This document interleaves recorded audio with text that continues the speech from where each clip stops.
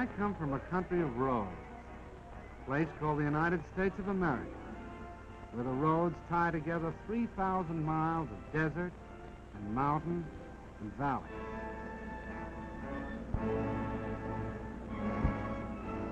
Because of the automobile, Americans who live 100 miles from each other are as close neighbors as the man next door.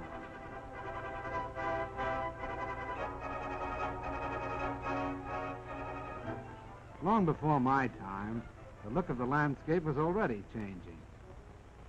Men were dreaming about new cities of long avenues and wide spaces to live in. These cities were planned.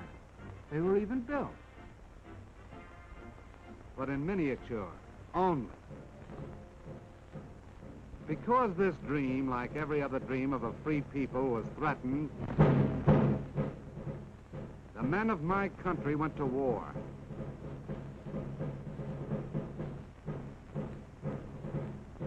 The automobiles of the times of peace were stopped.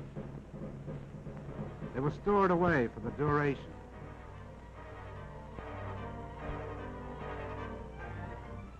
A new kind of army mule on wheels was needed to keep up with the motor divisions that took to the highway. And that's what I was going to be. The job of figuring me out was given to the automobile industry. Every year, men like these had designed a new and more beautiful collection of cars. These new models were presented like debutantes at auto shows that were the social events of the season. In the hands of these experts, there was no telling just what I might turn out to be. A beautiful sedan, maybe, with all the gadgets and devices. A handsome roadster. Maybe a peacock. They worked on me and worked, and finally, here's what came out. Can this be an automobile, men wondered? Looks more like a four-wheel Beetle, one of them said.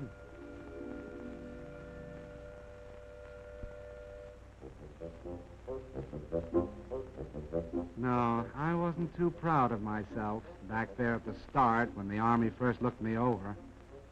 Then they sent me out on the road. They tried to drown my motor, but my ignition was set too high for that. They tried to break my back on roller coaster roads. When I held together, it looked as if the Army and I might somehow get along, because they gave me a nickname. From the words general purpose, they took the G and the P. They called me Jeep. It sounded more like a noise than a name. Then it really began. I was sent out on maneuvers. This Army was getting tough. Could I keep up with them? Was I good enough? How did I know? All I could do was keep my fenders straight, my gears grinding, and hope for the best.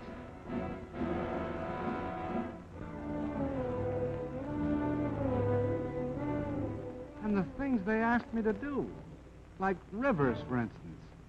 I had to be light enough to cross water in my own canvas tarpaulin. Lucky I didn't weigh more than 2,200 pounds. And it was lucky that I wasn't any bigger than 11 feet long and 5 feet wide and 3 feet high. Because when the outfit took to the air, they expected me to go right along with them.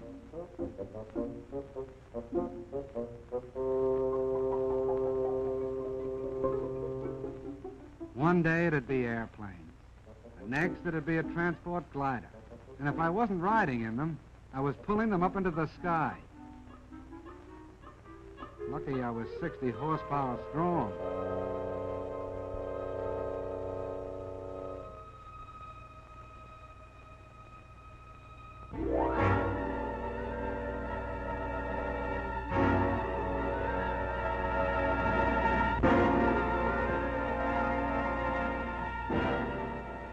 The Army was getting tougher, preparing itself for the big offensives that were coming.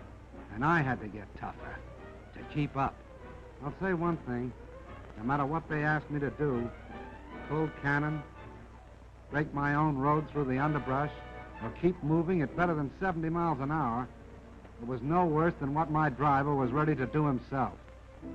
The American soldier and I got along fine, like a good rider and a horse. We got to be pals. But even so, I had my doubts. Most of the machines around me had proved themselves in battle. I was still on probation.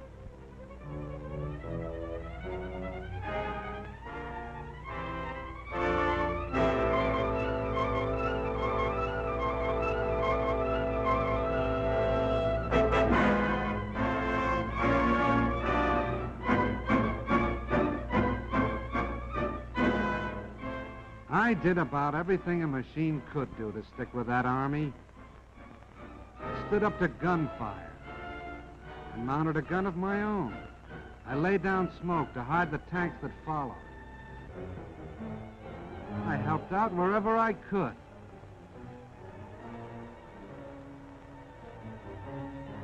I even learned how to splash across rivers.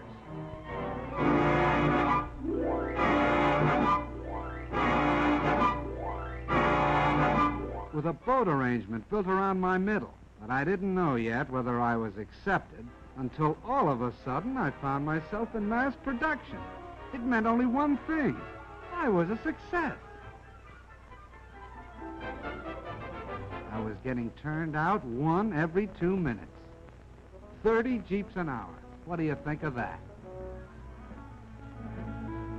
All of a sudden, I found that I was a popular kind of character. I was marching right up there in front with the band. I was meeting movie stars, and we went out driving together. We sold war bonds right down the streets of Washington, D.C. itself. I was a success. I got all set to go traveling. They credited me up for shipment overseas to do the job I was built for.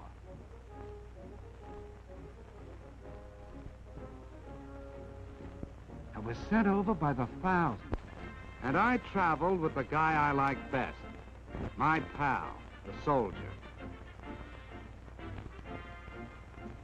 Wherever he goes, I go. And let me tell you, we land together on a lot of different shores.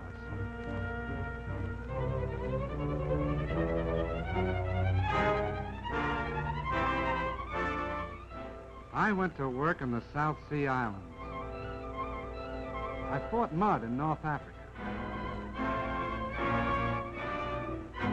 I went sightseeing in Egypt.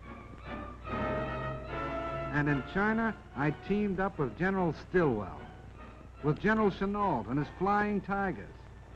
I kept from freezing up in Alaska and from boiling down in Timor. I traveled with General MacArthur in New Guinea. I was a success. I hobnobbed with famous people, like Wendell Willkie, with King George, and Queen Elizabeth. I went out with presidents. I was with Mr. Roosevelt in Casablanca. And I was part of the victory in North Africa. I was a success. But the thing that makes me a success most of all is this. I've made a friend. I mean the soldier. Wherever you see one of us, the other won't be far behind. And that goes for now, when we're fighting together, and for after the war, when we'll be building together. Because the rumor is going around that the Jeep is here to stay.